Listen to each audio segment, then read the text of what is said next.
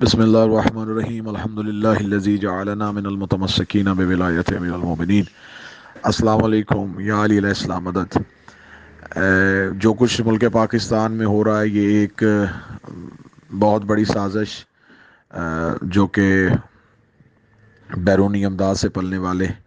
अफराद की मदद से तैयार की गई, क्योंकि जब एक मलाउन जलाली ने जनाब सैयदा की शान में हज़्ज़ा सराई की और शिया सुन्नी उलमा मशाइख का किसी एक प्लेटफॉर्म पे मुत्हिद हो जाना, ये मुल्क दुश्मन अनासर को और सऊदी अरब की इमा पे पलने वाली ताकतों को ये बिल्कुल नागवार गुजरा। इन्हीं हालात में सऊदीया से एक मखसूस तैयारे का इस्लामाबाद में लैंड करना और ताहरा शरीफी का सऊदी अरब जाना और उसे एक मखसूस टास्क दे के वहाँ से भेजना, उसके बाद उसका यहाँ पे आना, मुख्तलिफ़ लोगों से मुलाकातें करना और मजहबी क्रैकडाउन की तैयारी करना, ये सब कुछ अयाम अज़ा से पहले इसलिए मुमकिन नहीं था कि शिया मुहर्रम के अयाम में सड़कों पे आएंगे और शायद कहीं ये जुलूस एहतजाज में ना बदल जाए। लिहाजा ये सब कुछ होना बाकी था, जिस हवाले से मेरे ऊपर मुहर्रम से पहले ही मुख्तलिफ़ जगहों को बैन कर दिया गया, पाबंदी लगा दी गई और फिर इस कदर अरसा हयात को तंग कर दिया गया कि गुजरांवाला बग़ैर किसी मुतनाज़ गुफ्तगू के मजलिस पे पाबंदी लगा दी गई, गुजरात पाबंदी लगा दी गई, सियालकोट पाबंदी लगा दी गई और इस्लामाबाद के उस हजूम को देख के हकाइक को तोड़ मरोड़ के वीडियो को एडिट करके चीज़ों को बिल्कुल बरअक्स पेश करके एक हजूम के ज़रिए, एक मुश्तइल हजूम के ज़रिए FIR का अंदराज करवाना, फिर मुल्क की सड़कों को ब्लॉक कर देना, फिर उसके बाद अब ज़ाकरीन की बिला जवाज़ गिरफ्तारियाँ और उन पे जो FIR काटी जा रही हैं, उन पे जो इल्ज़ामात हैं वो इंतहाई इंतहाई मुज़हका ख़ेज़ इल्ज़ामात हैं। यानी कि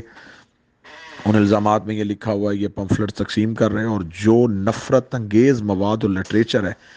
वो बिल्कुल झूठ की बुनियाद पे उन पे डाला जाना।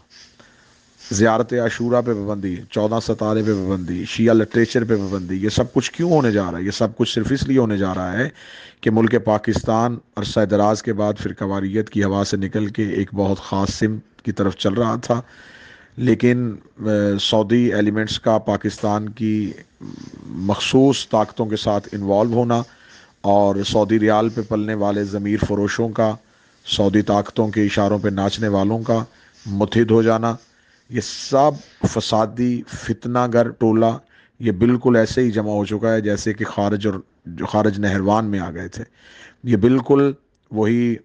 मकासद हासिल किए जाने की कोशिश की जा रही है। गुजारिश ये करूँगा कि ज़ातियात से निकल के अपनी ज़ात की नफ़ी करते हुए आपके अकायद व नज़रिया जो भी हैं वो मज़हब की चार दीवारी के अंदर हैं, मज़हब को बाहर से नुकसान पहुँचाने की कोशिश की जा रही है। आप चाहे साजिद नकवी के साहिब के